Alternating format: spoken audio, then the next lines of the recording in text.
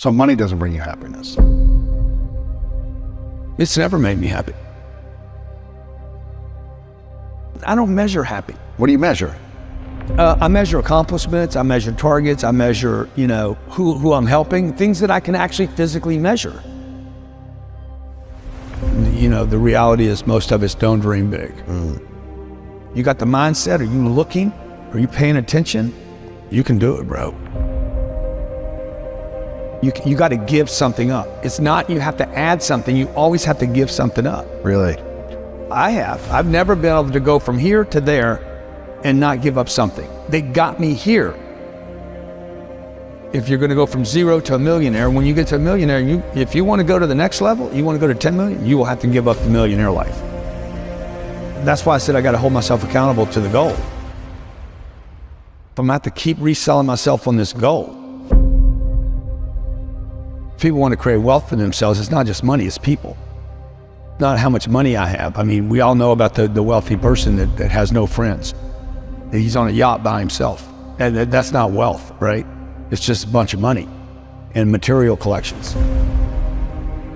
To me, there's no way to create real wealth by just going inside. You got to go out. I got to add people.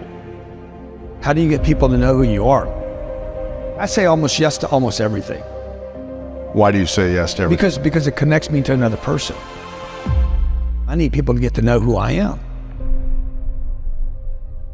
I'm going to become somebody. I want to contribute more. I don't think about I want to be more happy. I'm not thinking about joy. I'm not thinking about contentment. I'm thinking about action. I want the action. I want the grind. I want the possibility. I want legacy. I'm trying to figure out how to extend 100 years. How could Grant Cardone still be relevant in 21, 23? Do I want more happiness? Dude, I want more time is what I want. And I want more health. Would time and health bring you more happiness? As long as I have people around me that I want to be around. I don't like being around people that don't do stuff. I don't like people that talk about doing something and don't. I don't like being around people that can't pay bills and can't throw in and can't contribute, because I know they can.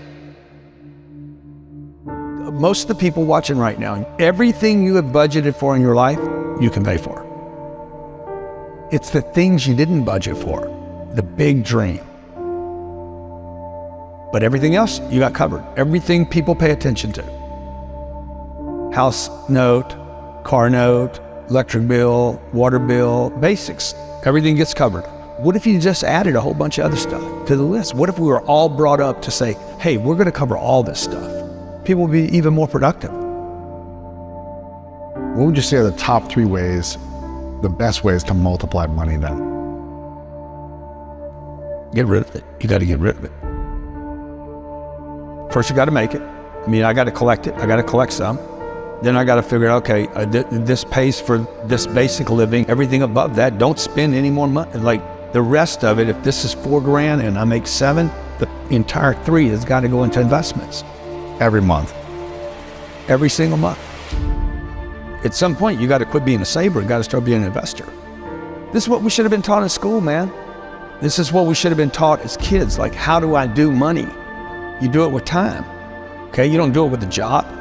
You're not going to get $823,000 a year at a job. There's no job that's going to hire you and pay you $823 without you having to go back to college and spend time and invest money. It just doesn't work like that.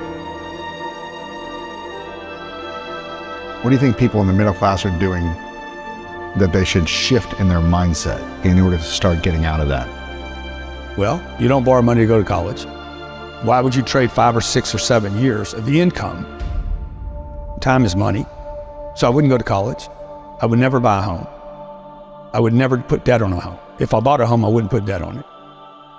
And these are nevers for me on the come up. On the come up, yeah. On the come up. Once you have the cash. Dude, once you're wealthy and you want to go buy homes and buy yachts and stuff, go do whatever you want to do. But on the come up, you would never spend your income. You would never spend primary income on improving the quality of your life. You would only invest And that's what I'm trying to teach my kids. Like Sabrina's, I let her pay all the bills. I've been doing this since she was probably 6. You pay the bill. We don't give them an allowance. I don't think any kid should be given an allowance. Interesting. Why not? If they want money, they become an employee of the company. They work for the company. We give them a series of things to do. We pay them once a year.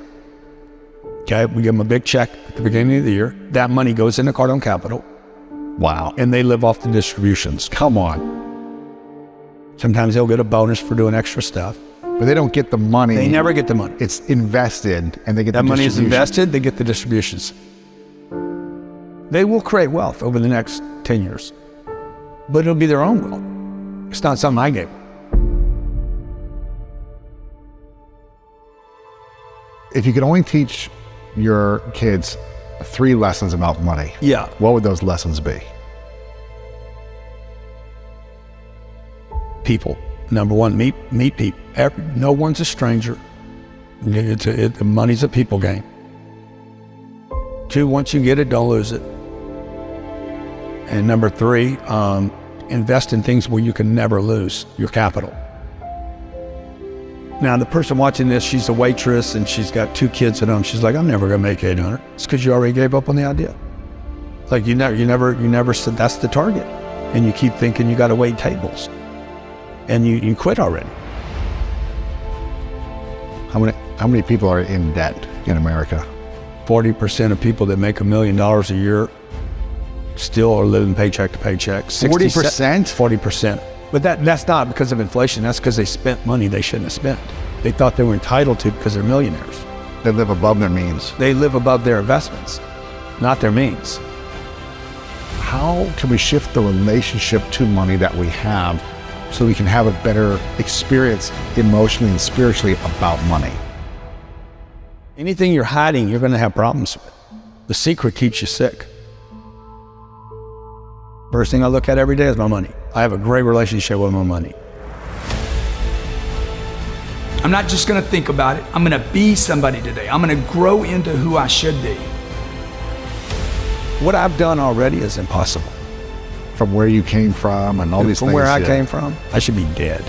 I should have been dead at 25 years old. Or in jail. Messed up forever. Instead I became this guy.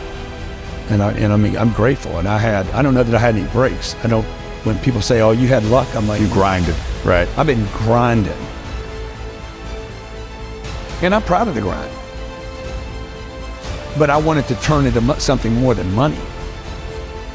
I'm going to feel good about a lot of places I go to and a lot of people I meet.